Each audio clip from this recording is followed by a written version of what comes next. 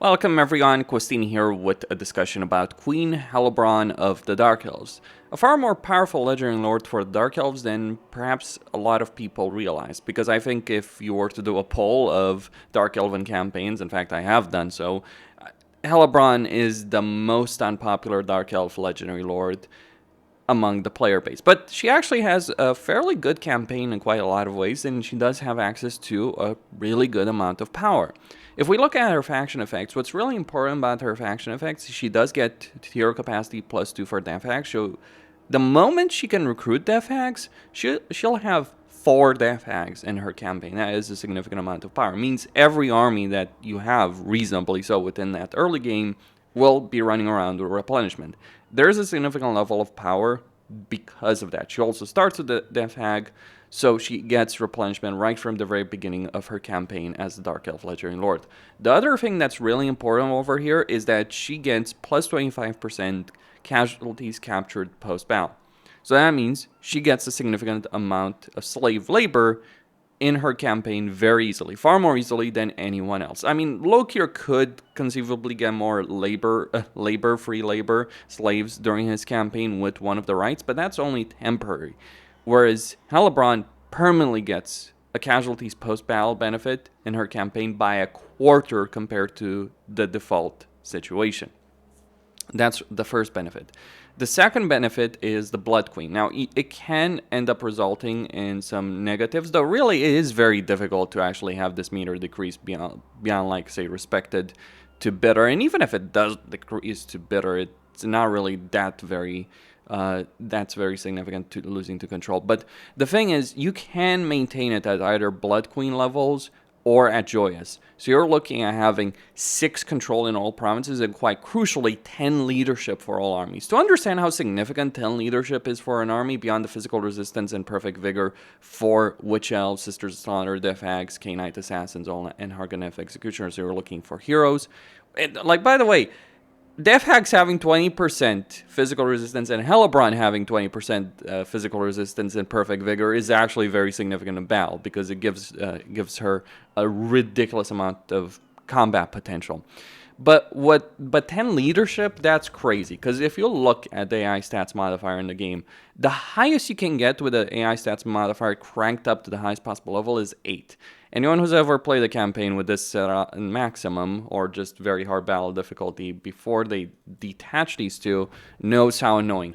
Like, 10 leadership makes units like Skaven slaves unable to rout in a lot of situations. And you can have it, or very close to it, you can have this on both Joyous and Blood Queen levels. That's an absurd level, that's an absurd benefit. On top of that, she gets a loyalty gain of 2 for lords every turn. Like, lords have a chance to increase loyalty by 2. So basically, you will never have any kind of rebellious lords. Like, loyalty is one of those gimmicky mechanics that just hasn't necessarily aged that well by Creative Assembly, introduced by Creative Assembly, hasn't necessarily aged that well, but still, you can get a ridiculous amount of power. You may never have rebellions from lords, so that gives you more flexibility. And that's just like her faction effects. Her lord skill line, she gets 35% more casualties post-battle. So on top of the faction effects, you're looking at over 50% casualties post-battle for her army.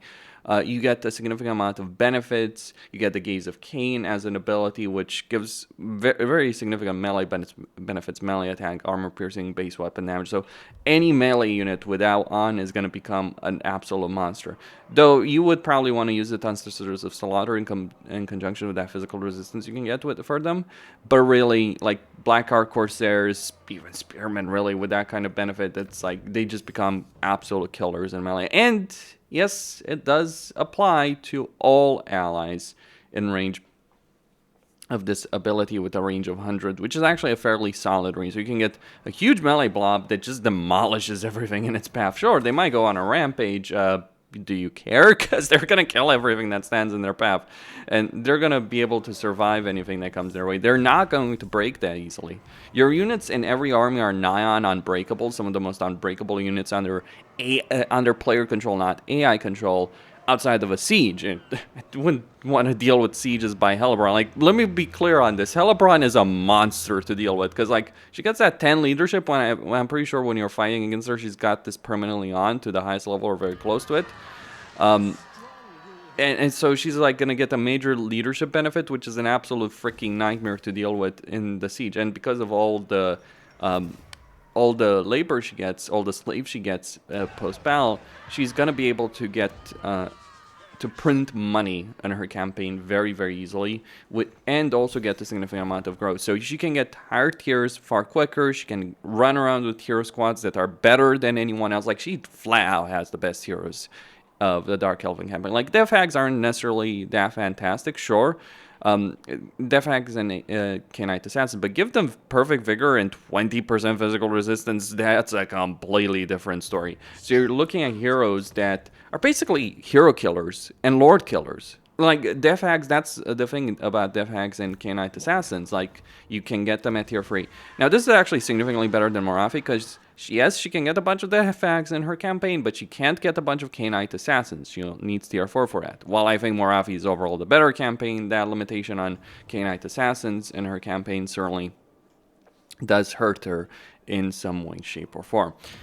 Whereas, obviously, that's not an issue that you're ever going to have to deal with in a Helebron campaign, to put them mildly, to put them mildly. So you end up with an absolute absurd level of power. But that's not all, actually. That's really not all. That's just kind of the tip of the iceberg of her campaign situation. The economic potential she has because of a starting position is ridiculous. So she starts with the Road of Skulls as a province. Like, she can take Spy Reach, turn 1, no problem. Like, it's a 4-region province that offers a ridiculous amount of money that you can get very, very quickly during the course of this campaign. So you've got Cinnabars, you've got vineyards, so you're going to be producing quite a few trade resources, you're going to trade for them, you're going to generate a lot of money. Then she starts a war with greenskins that are in the Deadwood, so you can capture this fairly quickly. What I do like to do in this particular campaign is capture Grand, sell some of it to Malekith, some of it to Valkia, start a war with Valkia after making a military alliance with Malekith, and that will set you on the path of Confederation. Maybe not in this particular campaign, I admit I kind of screwed up with the... It's all about timing, right? You don't want Malekith to actually be too close to Grombrindle or Valkia. Like, you want him to be on the other side so they can get in a settlement, get the settlement garrison to help them out. Because Malekith has really powerful armies in Autoresolve. But you look at the situation, yeah, Grombrindle's main army has been defeated. It doesn't really matter. Grombrindle's just going to get more armies. And Valkia is coming over here. Though, obviously, it would have been better if Grombrindle had kept the Altar of Ultimate Darkness. Point being, you can engineer a situation, and this is actually really powerful. You can engineer a situation where you can confederate Malekith within the early game. So within the first 30 turns or so, you can confederate Malekith, because you start a war with Valkia, you take advantage of that war, then you start, like, you get the military alliance with Malekith. He's always going to be willing to accept, because he's actually really powerful enough that he could actually fight all these factions on his own.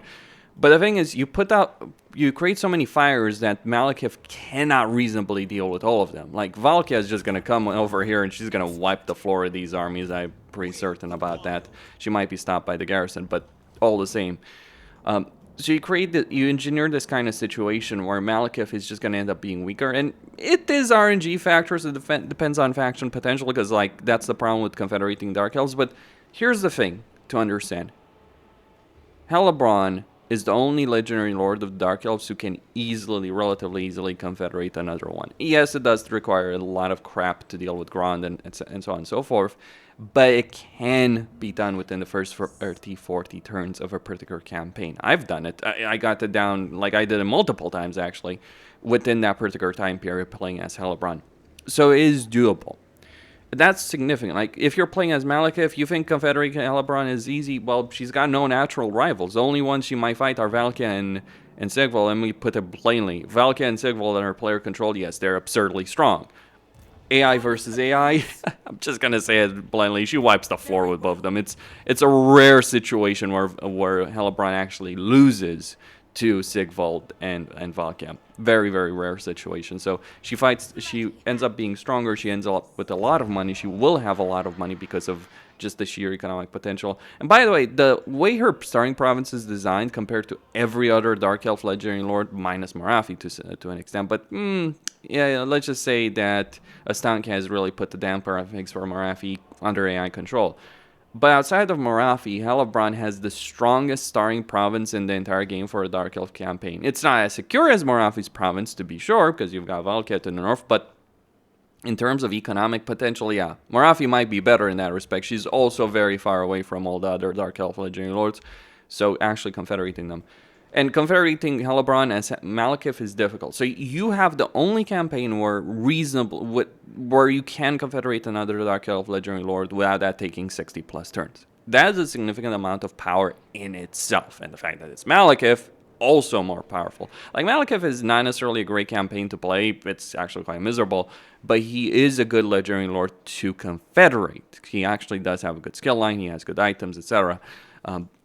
So the fact that you can do it and run around to 2 Legendary Lords when Dark Elves are extremely powerful even with 1 is quite good. Like, I guess you could do it as Malice Darkblade, but honestly, I'm not sure I would want to play that particular campaign. Sounds like an absolute nightmare to actually tackle in a lot of ways. Anyway, that's all I had to say on this subject. Really good Legendary Lord. It's interesting to think about the fact that both Hellebron and Alariel are actually really, really powerful Legendary Lords for their particular factions. Alariel is all about the faction effects, not so great in battle per se, though give her the Sword of Cain, we'll see about that.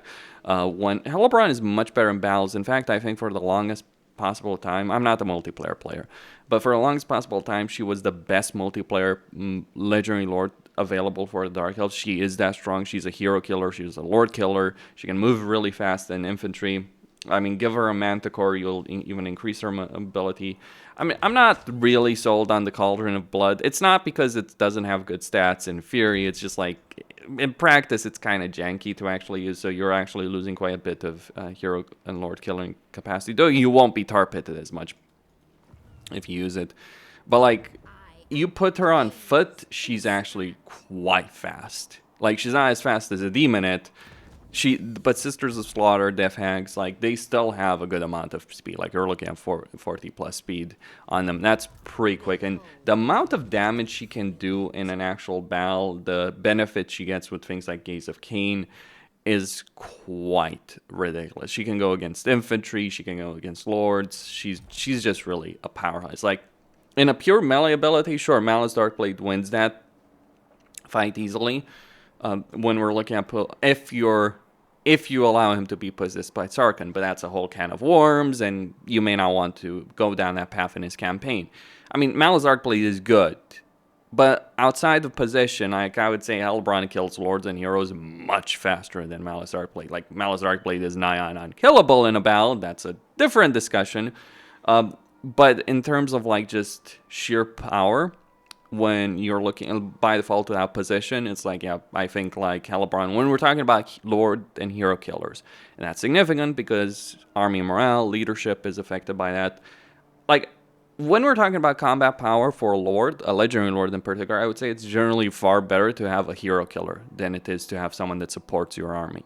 When we're talking about just like battle situations, there's exceptions. Drazif is a major exception to this particular rule, but there's a reason Grimgor is a top tier Legendary Lord, for instance. And it ain't because he's a good support Lord for his army. No, Grimgor is good for one thing and one thing alone: killing the other guy leading the other army. And that's kind of the situation with Helebron. Costin signing out. Thank you all for watching. Stay tuned for more. If you do enjoy my content, consider supporting me via PayPal and Patreon. Special thanks to Protossx, Kebie, Fingo, JK, Vacre, Alain, and Daniel, and to all of you who make it possible. See you next time.